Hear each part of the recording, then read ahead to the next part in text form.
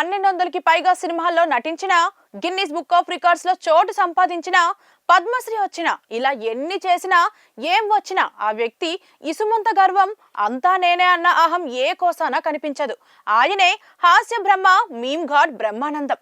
Career లో ఇన్ని చిత్రాలు చేసిన బ్రహ్మి తాజాగా తన కుమారుడు రాజా గౌతమ్ తో కలిసి బ్రహ్మ ఆనందం అనే చిత్రంలో నటించారు. ఈ సినిమా ఫిబ్రవరి 14న రిలీజ్ అయింది. ఇలాంటి సమయంలో బ్రహ్మి తాజాగా ఓ యూట్యూబ్ ఛానల్ కి ఇంటర్వ్యూ ఇచ్చాడు. ఇందులో తన జీవితంలో జరిగిన ఎన్నో విషయాల గురించి, సినిమాల గురించి, ఆధ్యాత్మికత గురించి ఇలా ఎన్నో పంచుకున్నారు బ్రహ్మానందం.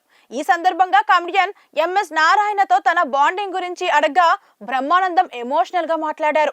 ఎంఎస్ నారాయణ తన చివరి రోజుల్లో మాట్లాడలేని పరిస్థితుల్లో ఉన్నప్పుడు బ్రహ్మానందాన్ని చూడాలని కాగితం మీద రాసి ఇచ్చారట కదా అని యాంకర్ అడిగారు. దీని గురించి బ్రహ్మానందం డీటెయిల్ గా మాట్లాడారు. నా చేయి పట్టుకొని నేను సంపాదించుకున్న సంపద అది. ఒక వ్యక్తి, ఒక జీనియస్ తన డెత్ బెడ్ పై ఎన్నో బ్రెయిన్ లో తిరుగుతూ ఉంటాయి. ఎంతో మంది తెలుసు అతనికి, ఎన్నో పరిచయాలు ఉన్నాయి. తల్లి, తండ్రి, రక్త సంబంధాలు, స్నేహితులు ఇలా ఎన్నో ఉన్నాయి. కానీ ఆ సమయంలో ఒక వ్యక్తిని చూడాలి అనిపించడం, ఆ వ్యక్తిని ఎలాగైనా కలుసుకోవాలని అనిపించడం, చెప్పలేని, నోటితో మాట్లాడలేని కండిషన్లో ఉన్నప్పుడు సైగ చేసి తన కూతురితోటి ఓ తెల్ల కాగితం అడిగి దానిపై బ్రహ్మానందం అన్నయ్యని చూడాలని ఉంది అని రాసి ఇస్తే ఆ అమ్మాయి అది చదువుకొని నాకు ఫోన్ చేస్తే నేను ఎక్కడో శంషాబాద్ దగ్గర షూటింగ్ లో ఉన్నా. ఇలా చెప్పగానే డైరెక్టర్ దగ్గరికి వెళ్ళి, సార్ నేను ఇట్లా వెళ్ళాలని అడిగితే ఆయన నో అని చెబితే ఏమవుతుందోనని నేను అలానే కారు ఎక్కేసి వెళ్ళిపోయా. అది వేరే ఇష్యూ అనుకోండి.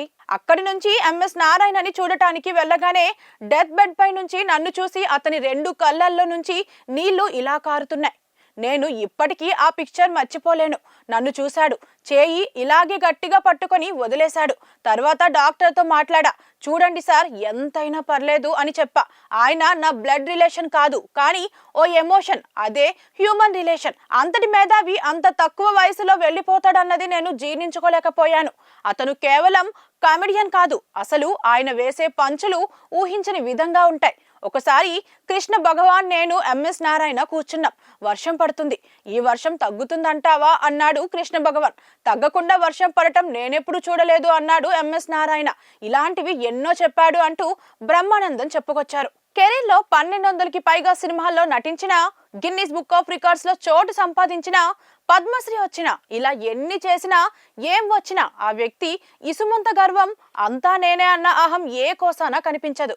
ఆయనే హాస్య బ్రహ్మ, మీమ్ గాడ్ బ్రహ్మానందం.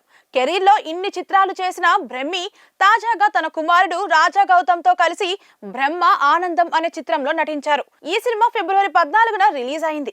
ఇలాంటి సమయంలో బ్రహ్మి తాజాగా ఓ యూట్యూబ్ ఛానల్ కి ఇంటర్వ్యూ ఇచ్చాడు. ఇందులో తన జీవితంలో జరిగిన ఎన్నో విషయాల గురించి, సినిమాల గురించి, ఆధ్యాత్మికత గురించి ఇలా ఎన్నో పంచుకున్నారు బ్రహ్మానందం. ఈ సందర్భంగా కామెడియన్ ఎంఎస్ నారాయణతో తన బాండింగ్ గురించి అడగ్గా బ్రహ్మానందం ఎమోషనల్ గా మాట్లాడారు.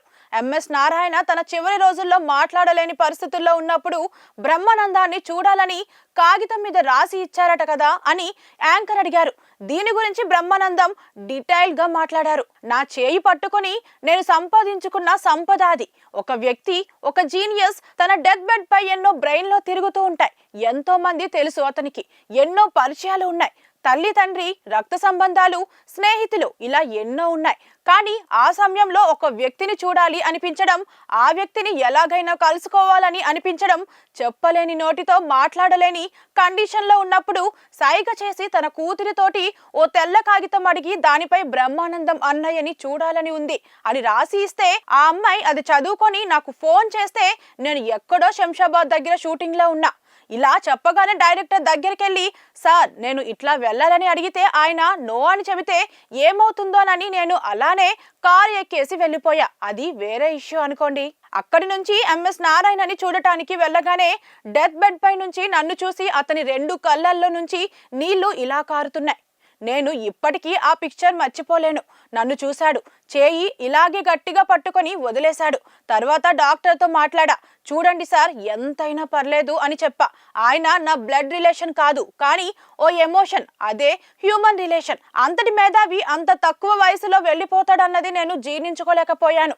అతను కేవలం కామెడియన్ కాదు, అసలు ఆయన వేసే పంచులు ఊహించని విధంగా ఉంటాయి. ఒకసారి కృష్ణ భగవాన్ నేను ఎంఎస్ నారాయణ కూర్చున్నాం. వర్షం పడుతుంది. ఈ వర్షం తగ్గుతుందంటావా అన్నాడు కృష్ణ భగవాన్.